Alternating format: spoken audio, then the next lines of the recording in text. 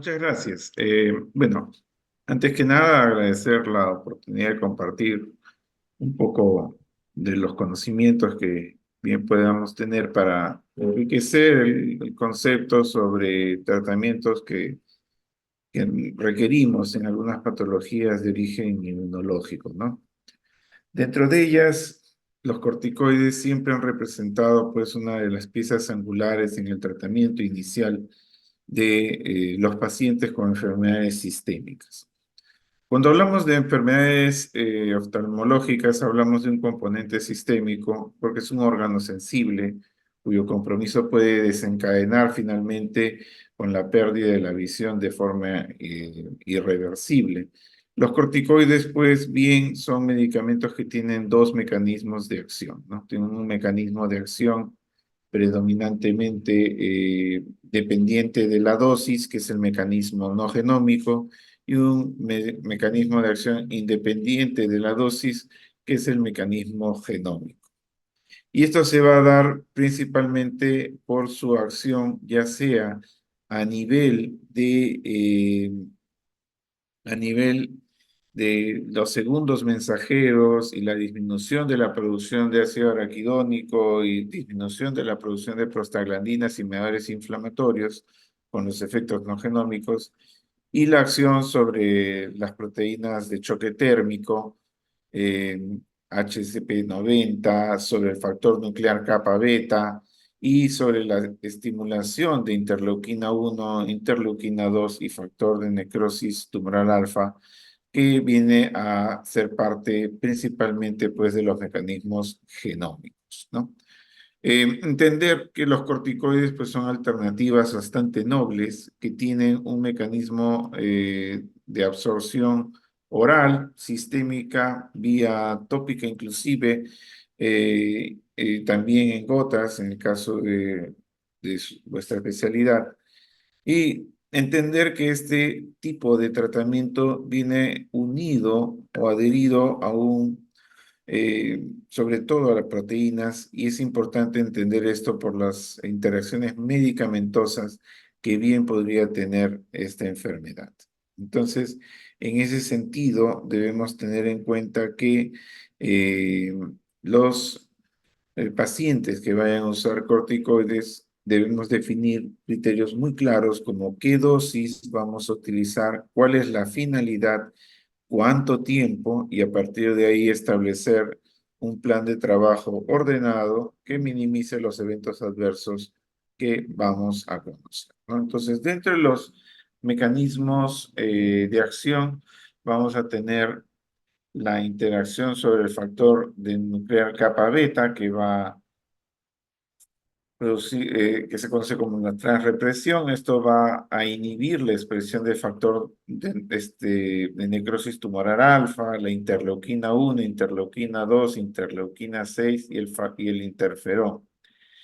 Esto explica por qué en patologías como artritis reumatoide, ¿no? En lupus, el impacto de la dosis de corticoides altas o bajas tiene un efecto terapéutico importante. Claro, no controla la enfermedad por sí sola, requiere de inmunosupresores, pero permite permite establecer una respuesta antiinflamatoria importante, inhibiendo también moléculas de adhesión como las LCAM y CAM que vemos, por ejemplo, en vasculitis, y puede inducir apoptosis, sobre todo sobre células hematológicas, siendo esta una alternativa importante en las terapias antineoplásicas. Entonces vemos que la acción directa sobre el factor nuclear kappa beta establece ya un punto importante de acción de los corticoides al disminuir el factor de necrosis tumoral, interleuquina 1, 2 y 6, predominantemente relacionadas con enfermedades como artritis reumatoide u otras enfermedades inflamatorias, y el interferón, que tiene una relación importante con lupus. La interacción sobre la AP1, que también va a inhibir moléculas de adhesión y va a inducir apoptosis, que tiene una acción antiinflamatoria y antitumoral. Ya los efectos especiales sobre la apoptosis, como la interacción sobre el CEMIC, también tiene una función importante antitumoral que se utiliza sobre todo en tumores como linfomas, por mencionar alguno de ellos, ¿no? Y efectos que pueden darse también a nivel de la inhibición de la fosfolipasa 2, de la inducción de síntesis de óxido nítrico endotelial, que no es que tenga un efecto protector cardiovascular, pero ejerce un efecto rápido a dosis altas y puede tener una opción de respuesta a tratamientos autoinmunes. Cuando hablamos de los corticoides, debemos tener en cuenta la acción en el tiempo. No es lo mismo estar frente a un corticoide de corta acción, un corticoide de acción intermedia, corticoide de acción prolongada. Sus indicaciones tienen que tener en cuenta no solamente la potencia, sino la duración. La dexametasona, un corticoide ampliamente distribuido en farmacias que trae muchos problemas en general para la salud, tiene un uso y abuso indiscriminado, no solamente por médicos, sino por público en general, para tratar cualquier condición. Sin embargo, este tiempo de vida media que tiene, este tiempo de duración de efecto es de 36 a 72 horas. Estamos hablando que este corticoide puede durar hasta 3 días en el sistema, ¿no? En nuestro cuerpo. Y tiene una potencia glucocorticoide prácticamente pura, de 25 a 30 veces más, lo que le genera una dosis equivalente de 0,7. ¿Esto qué quiere decir? Que para términos claros, la dexametasona, a la dosis que habitualmente la conseguimos en farmacias, tiene una potencia muy alta, por más equivalente a 25 a 30 miligramos de prednisona con una sola aplicación. Y en 3 días de uso continuo ya estaríamos por los 70 miligramos, cuanto menos. Entonces, esto genera en el paciente la aparición de un Cushing bastante violento y rápido y problemas en general, ¿no? Del punto de vista de los eventos adversos.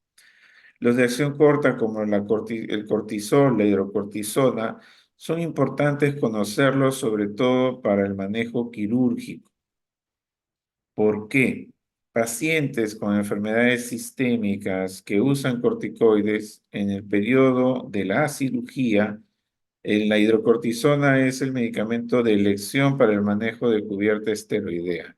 ¿Por qué? Porque al tener una acción mineralocorticoide ideal, me permite prevenir el riesgo de insuficiencia suprarrenal. Entonces es nuestro corticoide de manejo en el momento quirúrgico. Pero los corticoides que vamos a usar de manera específica para el tratamiento de los pacientes son pues la prednisona o prednisolona, si tenemos esas presentaciones también disponibles, y la metilprednisolona para tratamiento endovenoso, ya sea en terapia de mantenimiento, ojo, o en tratamiento en pulsoterapia hasta dosis de 1 gramo al día por 3 días, ¿no? ¿Cuál es el detalle adicional con esto? Un punto adicional, la dexametasona, por encima de estos otros corticoides, tiene una ventaja especial dada su gran potencia glucocorticoide de duración y es la que mejor penetra en tejido neurológico, o sea, en el tejido nervioso. Atraviesa mejor la barrera hematoencefálica y permite una mejor acción en pacientes que debutan, por ejemplo, con un neurolupus bastante agresivo y necesita una terapia de mantenimiento. Muchas veces la dexametasona nos ayuda de mejor manera para el componente inflamatorio autoinmune a nivel cerebral. Las dosis, que es el segundo gran punto, ya definimos digamos, el tiempo de acción de cada corticoide, la duración en el tiempo de cada uno de ellos y la potencia que tienen. El otro punto importante de la corticoterapia es la dosificación y se establece que existen básicamente dentro de las dosis baja, toda aquella que es menor o igual de 7,5, dosis intermedias por encima de 7,5, las dosis alta por encima de 30, pero o esto mejor en datos más adecuados, medio por kilo, si caso varía entre persona y persona, pero por encima de medio por kilo ya es una dosis alta. Eh, las dosis muy altas ya realmente no se usan y se prefiere si el tratamiento con pulsos que va desde la dosis de 125, 250 o 1 gramo al día. Ya esta pulsoterapia potencia mucho el efecto no genómico, también el genómico, y busca controlar la cascada inflamatoria de una manera mucho más rápida y eficiente, ¿no?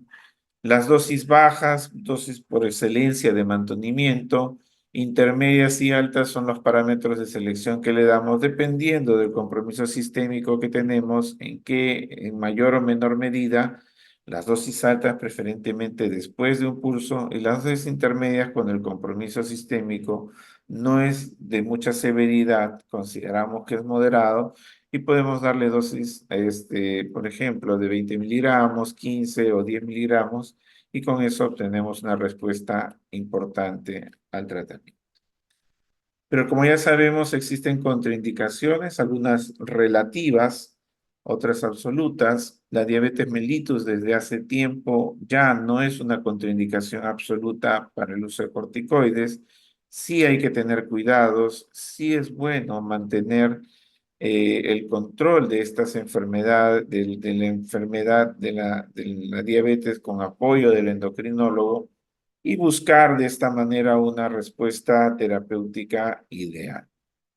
En pacientes con antecedentes de úlcera péptica también es importante considerar el hecho de el uso de corticoides, más aún si están activas las úlceras. Sin embargo, es importante rescatar que algunas úlceras gástricas, no úlceras pépticas per se, pueden ser manifestaciones de enfermedades sistémicas como la vasculitis y eso no contraindica el uso de corticoides, ¿no? La hipertensión grave no controlada también es un criterio importante a considerar durante la aplicación del pulso. Los antecedentes de psicosis con el tratamiento, las enfermedades cardíacas descompensadas, una ICC descompensada, las infecciones agudas o crónicas, esto de manera relativa, ¿no? Se puede dar corticoides en pacientes con tuberculosis, se puede dar corticoides también en infecciones virales y los antecedentes trastornos endocrinos asociados a los corticoides también.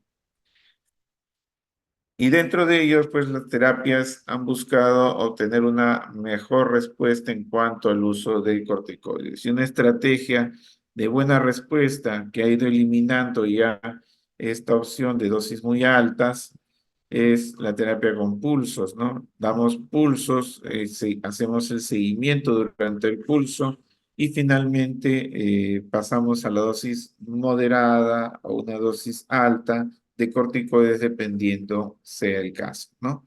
Entonces, a partir de aquí es importante tener en cuenta esos aspectos. Ahora,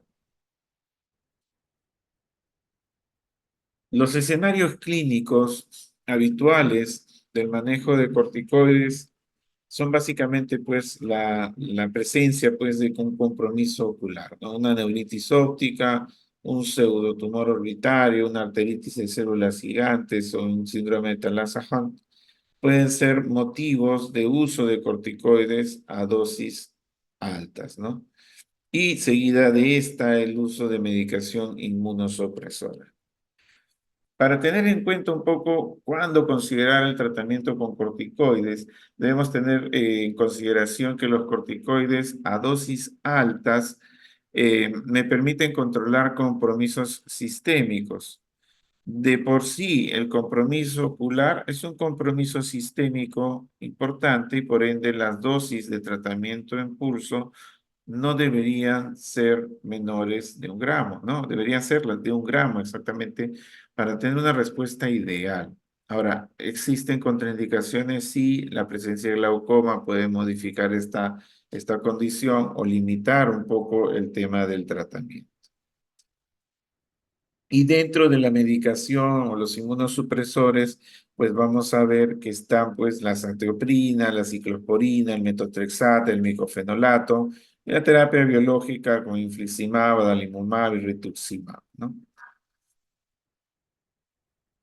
¿Cómo clasificamos un poco este manejo de los inmunosupresores? Lo vamos a dividir en dos grupos, ¿no? Los inmunosupresores clásicos o sintéticos y los inmunosupresores modernos, ¿no? O biológicos, ¿no? Dentro de los sintéticos, ¿no? El metotrexate es uno de los medicamentos más nobles y más antiguos que tiene una utilidad para uveitis no infecciosa, artritis idiopática juvenil, sarcoidosis ocular, y es básicamente para enfermedad moderada severa, ¿no? Especialmente en pacientes con artritis idiopática juvenil, en primera línea después de corticoides. Azatioprina, básicamente para lupus con compromiso ocular, la vasculitis con compromiso ocular también es una buena alternativa, y la uveitis con compromiso de una uveitis intermedia, ¿no? Es una alternativa al metotrexate, puede ir sola o en combinación con metotrexate, ¿no? Recordemos que la estrategia ideal del manejo de la terapia inmunosupresora, sea cual fuere la enfermedad sistémica, igual va a ser en el caso del componente ocular, es que los corticoides ejercen un efecto terapéutico en donde la dosis influye bastante en su efecto, en su control, pero a medida que vamos bajando existe un alto riesgo de que se produzca un pico de este proceso inflamatorio o un brote nuevamente de la enfermedad. Y es ahí que de manera concomitante se va usando el inmunosupresor, que tiene un tiempo de acción lento, que puede tardar entre 1 a 3 meses de manera variable, pero es en ese descenso del corticoide y ascenso de la función del inmunosupresor que se cruzan y permiten establecer una buena respuesta terapéutica, teniendo como corolario en ese sentido que la dosis de corticoide no debería bajarse de manera abrupta, sino que debe ser sostenida por lo menos de 4 a 8 semanas, teniendo en cuenta que esa curva de caída del efecto terapéutico que vamos a perder, ese efecto no genómico, ya viene siendo compensado por el ascenso progresivo del efecto inmunosupresor de los inmunosupresores clásicos o biológicos. El micofenolato mofetil, una buena opción más moderna en el uso de uveitis posterior, enfermedad de BC, vasculitis en general y lupus. Tiene buena tolerancia, útil para casos refractarios e intolerancia a otros medicamentos. Desventajas del micofenolato mofetil: el acceso es un poco más caro, ¿no? Como medicamento, puede requerir más tomas. En la etapa de inicio podemos usar dosis de 2 a 3 gramos, que implicaría en la forma de presentación de 500 miligramos estar tomando de 6 pastillas o 4 pastillas al día, frente a metotrexate, que tiene una posología bastante cómoda, 1 vez a la semana, y a azatioprina, que tiene una forma de presentación bastante práctica de 50 miligramos, que se va a dar a una dosis de 1 a 2 miligramos por kilo, ¿no? Que nos permite manejar una dosis de 50 a 150 miligramos de azatioprina. La ciclofosfamida, un inmunosupresor bastante robusto, con buen efecto terapéutico, ideal para manejo de patologías multisistémicas, ¿no? Desde el punto de vista de un reumatólogo, la ciclofosfamida es la medicación inmunosupresora ideal para aquel paciente que tiene mucho componente sistémico. Entonces, si tiene compromiso renal, compromiso ocular, pulmonar, a la vez, ciclofosfamida es el que mejor encaja en este espectro. Ideal para vasculitis sistémicas graves con compromiso ocular, granulomatosis con poliangiitis, la poliarteritis nodosa, pero tiene un riesgo importante de infecciones. Es mucho más la probabilidad de tener infecciones asociadas al uso de ciclofosfamida que las anteriores, ¿no? Y tener en cuenta que es una alternativa importante en cuanto al efecto rápido terapéutico, porque a diferencia de las anteriores, la ciclofosfamida empieza a tener un efecto a los 14 días. Entonces, es otro punto interesante a considerar. Por eso, dentro de las guías para manejo de patologías autoinmunes sistémicas, la ciclofosfamida está en los casos severos como medicamento de elección. Y la ciclosporina para otitis anterior, enfermedad de BC ocular, es un inhibidor de la clausineurina que puede ser útil ya sea en combinación o refractarios. También así el tracolimus. Entonces, el metotrexate pues va a ser básicamente un fármaco ideal en este manejo.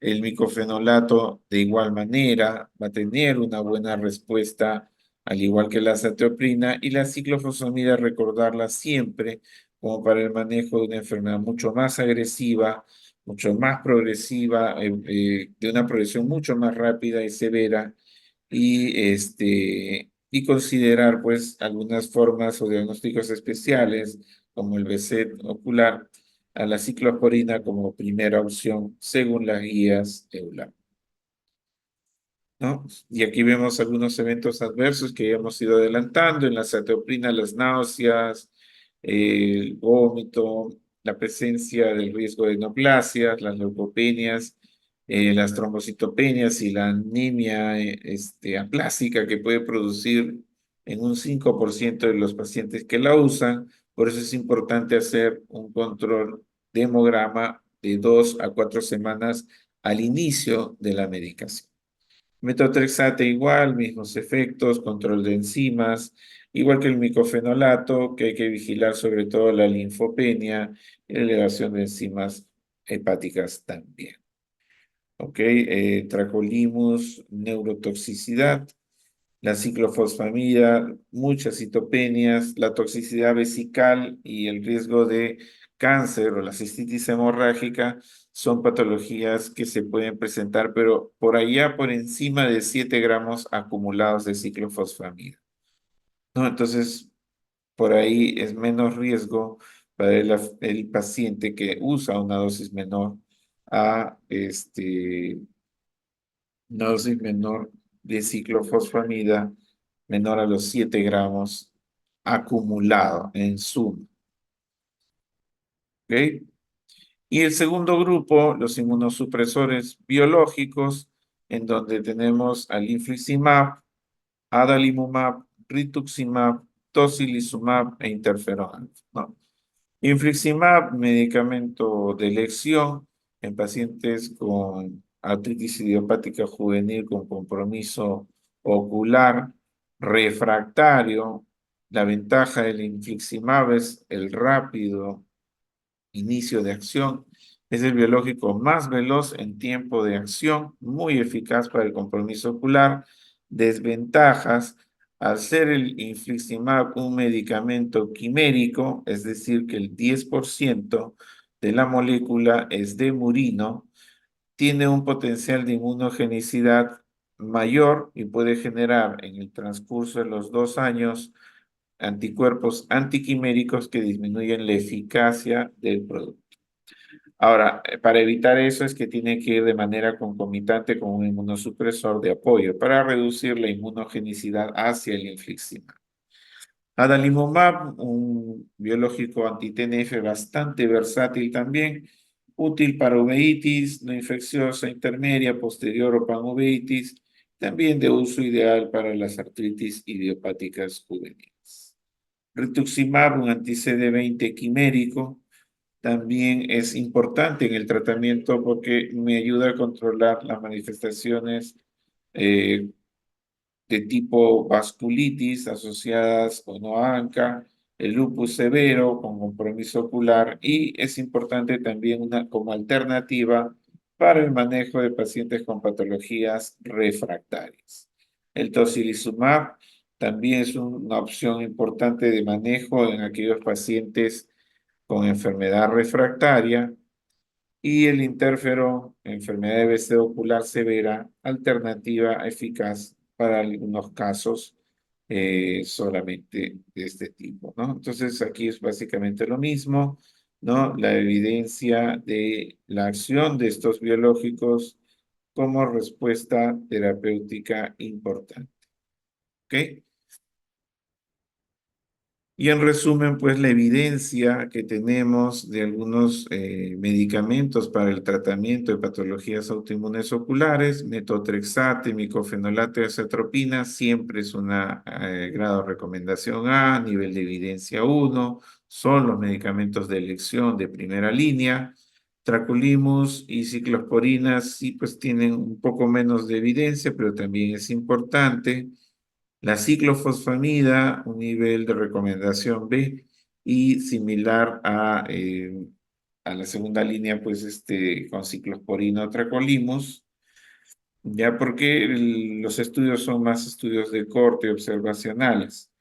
Ya para el tema de biológicos, infliximab y adalimumab, los que tienen evidencia más robusta con ensayos clínicos en cuanto a eficacia, golimumab, que también es un anti-TNF, pero en este caso humanizado, al igual que el rituximab, bueno, un quimérico, tienen también un nivel de evidencia, un grado de recomendación B y un nivel de evidencia 2, inclusive inferior a los anteriores. Y el tocilizumab, que tiene un buen nivel de evidencia para artritis idiopática juvenil y otras formas refractarias de compromiso ocular.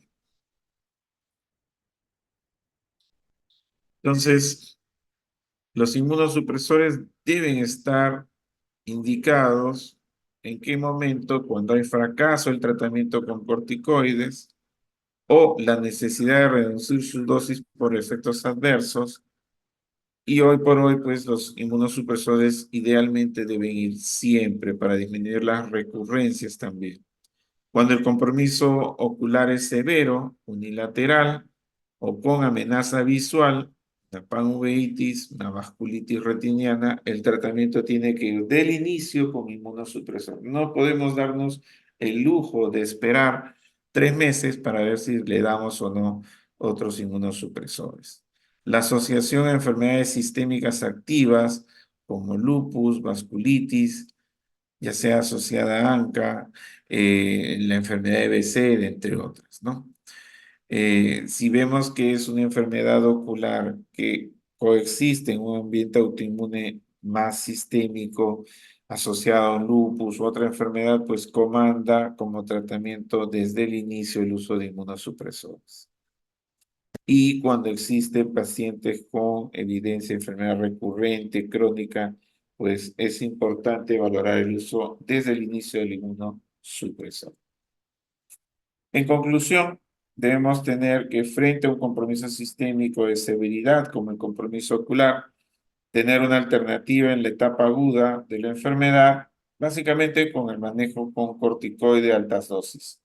Las dosis moderadas o altas ya siguen en el mantenimiento y se van reduciendo de manera escalonada después de las 4 a 8 semanas de tratamiento bien llevado y ya hasta dejar a la dosis baja por debajo de 10 miligramos. Los corticoides tienen mecanismos de acción, ya como hemos visto, genómicos y no genómicos, y están predominantemente influenciados por la dosis, y debemos tener una respuesta adecuada al retiro del medicamento y en valor de cada caso refractario, o en caso de que veamos que hay mucha severidad, debemos pues de iniciar tratamiento con inmunosupresores, dependiendo cuál sea el caso para manejar una respuesta adecuada al tratamiento de estas enfermedades sistémicas. Bien, un poco Bueno, lo que veníamos a tratar. ya, ya. Muchas gracias, Entonces, doctor Parodi. Excelente su presentación, como siempre. ¿Hay alguna pregunta que quiero hacerles? Tengo algunas, pero si tuviera preguntas también, José, me interrumpe nada más, ¿ah? Tengo ya. una pregunta. Desde su experiencia, ¿en qué escenarios clínicos considera que el uso de inmunosupresores ha cambiado radicalmente el pronóstico visual de los pacientes en los últimos años? Me refiero específicamente a patologías como neuromielitis óptica y MOGAT o vasculitis del sistema nervioso central con compromiso ocular. Ya, perfecto. Experiencias muchas, ¿no? Tenemos un paciente con una vasculitis sistémica, eh, con compromiso ocular, perdió un ojo, estaba perdiendo el otro y con corticoides no respondía. ¿Ya? A pesar de estar con corticoides, mejoraba y estaba en dosis de 40, bajaba la dosis a 30 y el otro ojo empezaba a doler, a presentar mucha inflamación, eritema, generaba áreas de escleromalacia, el compromiso ocular persistente, bueno, la evaluación del oftalmólogo nos indicaba que persistía el compromiso ocular. Sin embargo, tuvimos la oportunidad de ingresarlo al tratamiento con rituximab, ¿no? El paciente había ya recibido ciclo, había ya recibido azathioprina y no respondía. Finalmente iniciamos tratamiento con ciclofosfamida más rituximab en el hospital y la respuesta fue buena, ¿no? Ya el compromiso ocular se detuvo en el ojo sano, el ojo enfermo, bueno, ya vino con secuelas cuando llegó con nosotros. Y lo interesante de este caso es que este paciente lo abordamos primero como un compromiso sistémico. Vino solo por el compromiso ocular. Entonces, al venir por el compromiso ocular, vimos que le buscamos un sistémico. Como decía, hay que buscar si tiene una enfermedad sistémica. Yo, sorpresa, tenía algunos nódulos pulmonares, tenía algo de hematuria y resultó tener un ANCA positivo. Entonces, estamos frente a un Wegener. Y esta granulomatosis con polengitis finalmente respondió de manera satisfactoria con los inmunosupresores. Otro caso también de pacientes con neuroftalmomielitis óptica, que desarrolla pues un síndrome débil, un paciente con este compromiso, había sido refractario, no mejoraba del todo, la respuesta era insuficiente con corticoides, inicia ciclo, no mejora del todo, nos llama neurología, le evaluamos, era portador de un síndrome de Sjögren, ya con los estudios y el diagnóstico, se le inicia rituximab, la enfermedad mejora y ya no vuelve a tener recaídas, ¿no? Entonces, el tratamiento inmunosupresor es una alternativa bastante buena, ¿no? Vasculitis con compromiso sistémico ocular, una polingitis microscópica que hace una amaurosis súbita durante su tratamiento, inicia ciclofosfamida y con la ciclofosfamida empieza a recuperar la visión porque el tratamiento fue rápido. Y este es el otro corolario importante que no llega a comentar, ¿no? En estos casos el escenario es el tiempo. No podemos darnos el lujo de perder tiempo, por eso que cada vez la indicación de inmunosupresores de manera agresiva tiene que ser temprana. No puedo esperar a que el tratamiento se lleve después de que veo que fracasó o espero 3 meses para ver cómo va. No, las decisiones tienen que ser en el momento. Hay algo que utilizamos mucho nosotros que son criterios de mal pronóstico. Los criterios de mal pronóstico no es para asustar al paciente, es para asustar al médico, es para decir al médico, inicia tratamiento agresivo de una vez. Normalmente uno podría decir, vamos a esperar un mes a ver cómo va con el tratamiento, o 3 meses que veamos el efecto terapéutico del inmunosupresor. Pero si tienes un paciente con un escenario tórpido, una pérdida abrupta, en el caso de ustedes de la visión, no voy a esperar a que haga efecto uno, disparo con todo. Soy agresivo desde el inicio. Puede ser que el paciente le doy tratamiento con corticoides en pulsos y responde. Bueno, entonces con calma le doy su inmunosupresor. ¿Por qué? Porque fue una enfermedad que requiere pulsos, no es poca cosa. Ahora, tengo un compromiso sistémico ocular, pues hay que ser agresivos desde el inicio. terapia agresiva con corticoides. Empezar, yo considero que en general empezar con pulsos de forma agresiva es mucho mejor que estar empezando con dosis medias o altas, a ver cómo va y lo vemos en un mes. O le damos bien corticoides o mejor no le damos. Y si vamos a hacer un tratamiento agresivo con inmunosupresores, hagámoslo, pero desde el inicio.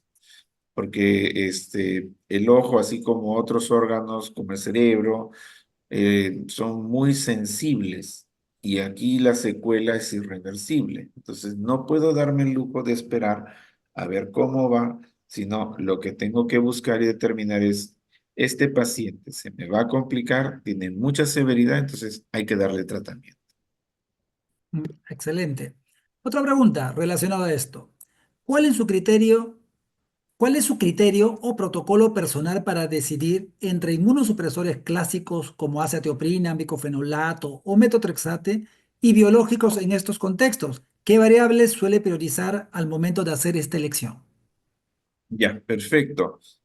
Eh, Cuando la enfermedad no es muy severa, los inmunosupresores clásicos son de elección, ¿no? Metotrexate considero que es el medicamento de ancla, ¿no? El medicamento noble, barato, fácil de tomar, con buena seguridad, mucha evidencia, más de 30, 40, 50 años. Entonces, un medicamento de elección. Azatioprina, un medicamento igual de noble, bastante bueno, que presenta una mucha mejor tolerancia oral que el metotrexate, fácil de tomar, en costo un poco más caro, un poco más difícil de conseguir, pero también está ahí. Micofenolato, una buena alternativa que tenemos adicional a estas dos anteriores. Y ojo que las tres con nivel de evidencia 1A. O sea, estamos hablando que un nivel de evidencia 1 y grado de recomendación A. O sea, son los medicamentos de elección para patologías con compromiso ocular. Ahora, si yo tengo un paciente, un deterioro nuevamente rápidamente progresivo, le inicio esas y le inicio biológico. Si yo veo que la progresión es rápida, no responde a corticoides, me voy con todo. Pero si yo le doy tratamiento y responde con corticoides, en función de la severidad del inicio de la enfermedad, me quedo con el inmunosupresor y evalúo. Si la respuesta no está siendo satisfactoria en el tiempo, pues combino. Puedo combinar metotrexate con azatioprina, ¿no? Que es una buena alternativa de combinación, y veo cómo va. Si con eso no va bien, entonces escalamos. Le digo, bueno, vamos a pasar a biológico, porque la idea es mantener la enfermedad a raya, ¿no? Del ejemplo que les di de la granulomatosis con polyangiitis, por ejemplo, nos daba el tiempo porque con corticoides respondió parcialmente, pero a pesar de que queríamos bajar la dosis, había recurrencia. Con calma se pasó a reducir. Pero otros pacientes que empiezan a presentar, eh, como se nos dio el caso, una paciente mujer de 19 años, de 15 años, una mujer de 15 años, con una vasculitis difusa del sistema nervioso central, compromiso ocular, con comportamiento psicótico, tenía también comportamiento esquizofrénico, con alucinaciones, con compromiso hematológico. Ella, desde el primer momento en que llegó, se le pulsó con corticoides, ya estaba preparándose para que reciba ciclo y al día siguiente rituximab.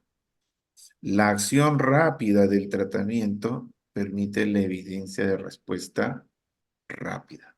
O sea, no podemos esperar a ver cómo va yendo, a ver qué pasó, ¿no? Darle con todo, controlar, pero bajo, eso sí, pues bajo un sustento clínico sólido, ¿no? Entonces, si ustedes ven que están frente a una enfermedad severa, rápidamente progresiva, muy agresiva, hay que referirlo rápidamente para un manejo sistémico. No se va a controlar de otra forma. Si la enfermedad es leve, moderada, pues se maneja así. Hasta en patologías que no son mortales, pero limitantes como la artritis reumatoide, cuando en su debut viene con una sola articulación, pues le inicio corticoides, dosis bajas, y le inicio su inmunosupresor, tranquilo. Pero cuando veo a este paciente con mucha actividad, muy postrado, le inicio pulsos de metil a dosis bajas, dosis de 125 para componente articular, y le inicio dos inmunosupresores para ver si en el tercer mes ya necesito pasarlo a biológico. Entonces, antes de los 6 meses, el paciente ya está en remisión. O sea, nuestro objetivo tiene que ser ese.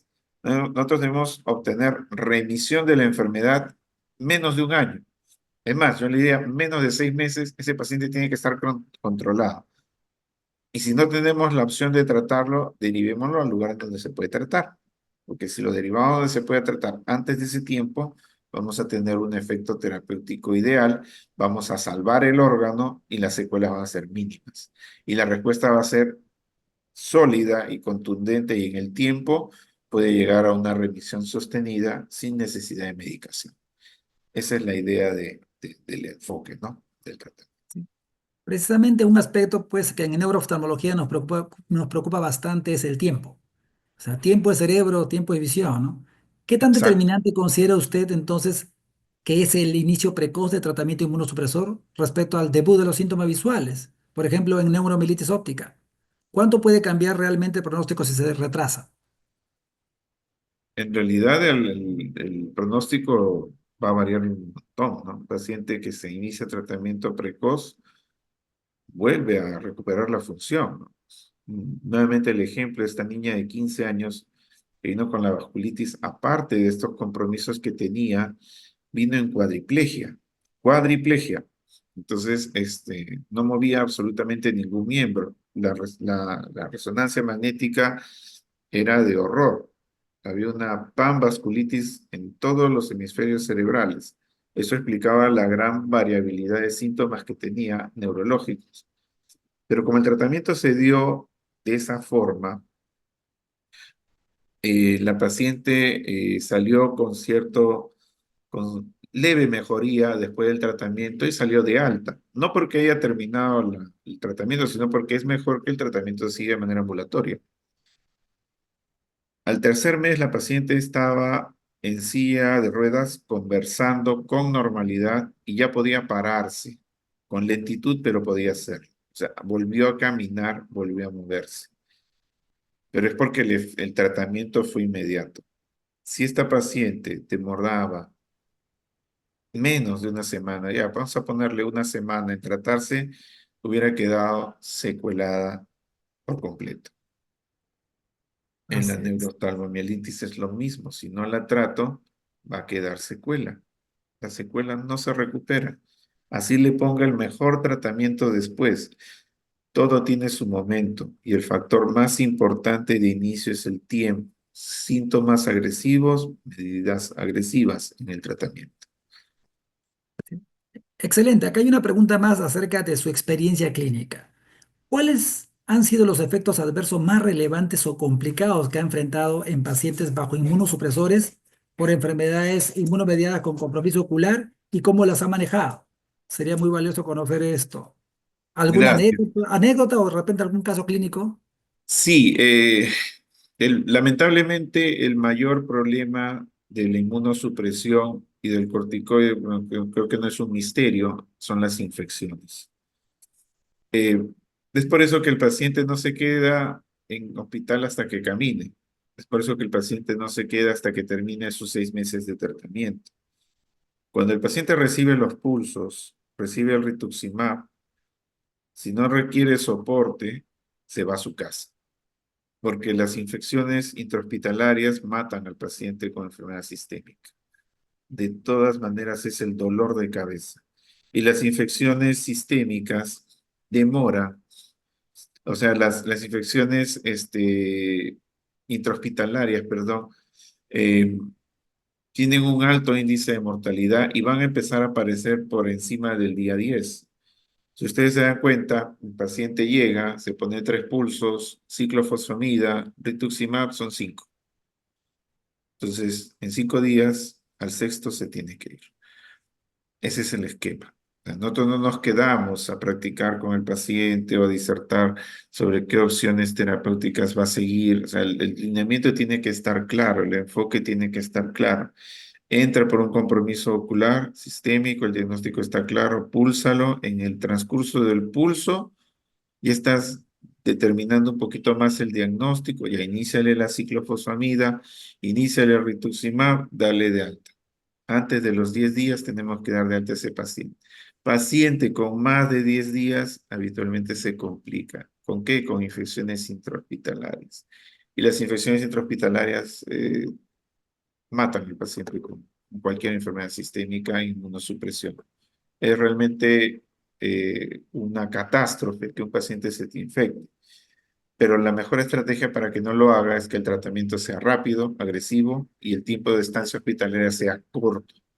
Parece contradictorio que un paciente tan comprometido se quede tan poco tiempo, pero sí se puede, ¿no? Y esto no lo va a salvar así tenga la mejor cadena de limpieza, que hay en aislamiento invertido. Eso no va a pasar. Necesitamos movilizar rápido al paciente porque los gérmenes hospitalarios son la principal causa de complicación. Otras complicaciones anecdóticas que sí es bueno tenerlo en cuenta, como para que no se olviden pedir un hemograma, es la satioprina. El 5% de la población tiene una alteración en una enzima, no recuerdo exactamente el nombre ahora, TH5, o sea, CTH5, o algo por ahí. Pero esta mutación hace que la cetoprina genere aplasia medular, pero la puede detectar precozmente entre las 2 a 4 semanas. Ya, no empecemos inmunosupresores sin hacer un control a las 4 semanas, porque vamos a tener después un paciente con aplasia medular. Otro, la combinación de algunos inmunosupresores sintéticos y biológicos puede producir más citopenia. Habitualmente las combinaciones de ciclofosfamida con rituximab, si bien son las mejores en efecto terapéutico, también son las mejores en bajar los linfocitos y los leucocitos. Entonces hay que estar mirando el hemograma. Entonces, la inmunosupresión, el riesgo de infecciones, menor estancia hospitalaria y, bueno, también ir vigilando el hemograma y los eventos adversos de cada inmunosupresor. Una preguntita, doctor. Sí, Disculpa, Justiniano. Sí, perfecto. Si un paciente con neuromielitis óptica se ve en el segundo día que está yendo mal, de todas maneras, ya iniciaría el inmunosupresor porque podría haber la alternativa de la plasmaféresis. O se puede dar todo. también, claro que sí, la plasmaféresis, es más, en los esquemas de tratamiento, la plasmaféresis es una alternativa válida, ¿no? Inclusive en las vasculitis, ¿no? Para casos severos, lo pulso, estoy preparando la inmunosupresión, pero le paso plasmaféresis. ¿No? Mm, Entonces, o incluso inmunoglobulinas, pero el problema está principalmente en la posibilidad de tener plasmaféresis. Yo creo que es más fácil tener claro, sí, inmunosupresor a la claro. mano que tener Eso sí. plasmaféresis a la mano. Ahora, lo otro, no es un mal procedimiento. Las inmunoglobulinas, ya que las mencionamos, inmunoglobulina humana, pues es buena también en el caso que corresponda, ¿no? Para una enfermedad autoinmune. Pero sí, es ideal para el manejo de paciente infectado que necesita tratamiento, ¿no? Ese paciente infectado que necesita tratamiento, inmunoglobulina.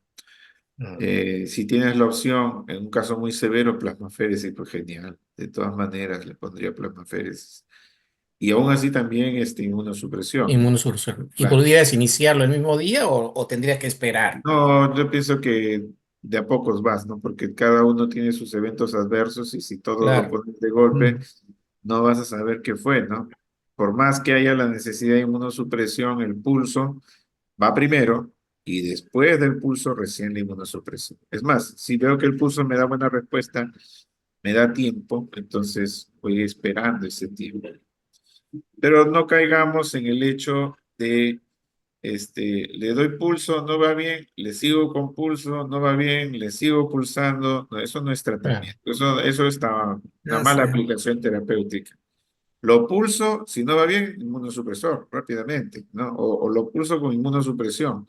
Y si no va bien, combino dos inmunosupresores. No lo sigo pulsando, porque a veces también esa es una costumbre un poquito más antigua de agarrar y cada vez que lo ven, pulso, pulso, pulso, pulso, y al final el paciente lo han pulsado cada 2 semanas. No, no, eso no muestra ningún beneficio estar pulsando a cada rato.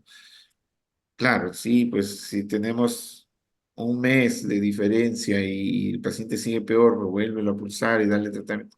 Pero aún así, replantéate pues otras opciones, ¿no? Es como lo que pasa en chiquito en la artritis, que cuando yo veo la artritis que no va bien, le subo el corticoide. Ay, qué bonito, ya le paró la artritis. No, sigue con artritis, solamente se las has camuflado, las has metido bajo la alfombra y sigue mal. Entonces, no, así no es. O sea, tienes que decidir y el tema es identificar tu compromiso, ver la severidad y darle los inmunosupresores que tienes que darle. ¿No? Si lo necesitas al médico neurólogo o al médico reumatólogo, dependiendo del caso que tiene asociado al compromiso ocular, pues conversa con ellos y lo que usted necesita. Y así hay pacientes que a veces vienen del INO y me dicen, me mandan con un doctor, me han mandado del INO, me dicen que es urgente, que me tienen que poner rituximab. Lo evaluamos y pues está bien, es para rituximab, o sea, lo ingresamos y lo ponemos, ¿no? Pero más o menos es la idea, ¿no? Entonces, y es importante manejar esas herramientas, esa expectativa, ¿no? Ahora, de los biológicos, yo creo que pues el más noble que hay ahorita, el rituximab, es alcanzable como precio. Así No es, es, más económico. no es una locura tampoco, porque ahorita un biosimilar de rituximab está a 6.000 soles para el tratamiento completo. O sea, 6.000 soles sí se puede conseguir. Si un paciente necesita esa opción y la puede usar si es particular, ¿por qué no hacerlo, no? Por ahí he escuchado hasta Entonces, 2.500, ¿no? Ampollas. Dos ampollas no, sería 5.000. la ampollita ahorita está en 1.500 y la venta al Estado creo que está a 350, por ahí Ah, lo consigue. por el Menos, Estado. Ah, mm. por el Estado, 350 por ahí lo han comprado el año pasado. Ah, mira. Pero ya no es de laboratorio, no sabemos si es biosimilar, ¿no? Pero igual, Mm. así sea, pues, Ratusumán, no importa, igual tiene Claro. un efecto por ahí. Ahora, digo esto porque me ha tocado también para atender pacientes del seguro. Yo trabajo en el CIS, y ese es, tú identificas que ese paciente necesita un biológico, pero lo necesita ahorita. Entonces, yo le digo, mira, señor, esto tenemos que iniciarlo ya. Usted va a ir a su seguro, sí, vaya de todas maneras, porque se lo van a poner en 6 meses o un año, pero ahorita te lo tienes que poner para que mejore. El paciente realmente mejora y se va al seguro y de ahí continúa. Pero ya no pierdes tiempo, porque el tiempo es la variable más importante de las enfermedades autoinmunes. Ese es yo creo que de todo, la medicina, en qué momento actúas es la idea, ¿no? Ahí vemos la secuela y la respuesta terapéutica. Muy bien. Perfecto. ¿Hay alguna pregunta, Eso. José? Ninguna, ¿no? Aparte. Ah, no, no, no. Ha estado Bien. bastante completo, pues lógicamente. Así es. Excelente, doctor Parodi, siempre, como siempre, y nos has desasnado de muchas cosas. Sí. Prácticamente para todos los oftalmólogos. Agradecerte nuevamente y ojalá en alguna oportunidad podamos tenerte presente nuevamente. Siempre muy bien, nos hace recordar del clan cuando presentaste este tema. Prácticamente desasnaste a muchos de los neurooftalmólogos de la TAM. Agradecerte nuevamente. No, Muchas gracias por todo, qué doctor ocurrencia. Parodi. Ya. Gracias, cuídense, hasta Gracias, luego. doctor. Muchas Gracias. gracias. Y no Gracias, sin antes José. decirle al público general que no olvidar nuestras sesiones de neurooftalmología. Cada tercer martes de cada mes tenemos vía Zoom una reunión de neurooftalmología. El próximo mes tenemos desde Estados Unidos un nuevo speaker. Muchas gracias por todo. Gracias, José, también. Muchas gracias. Gracias, doctor Barodi. Gracias también, gracias. Hasta luego. Muchas gracias. Hasta luego.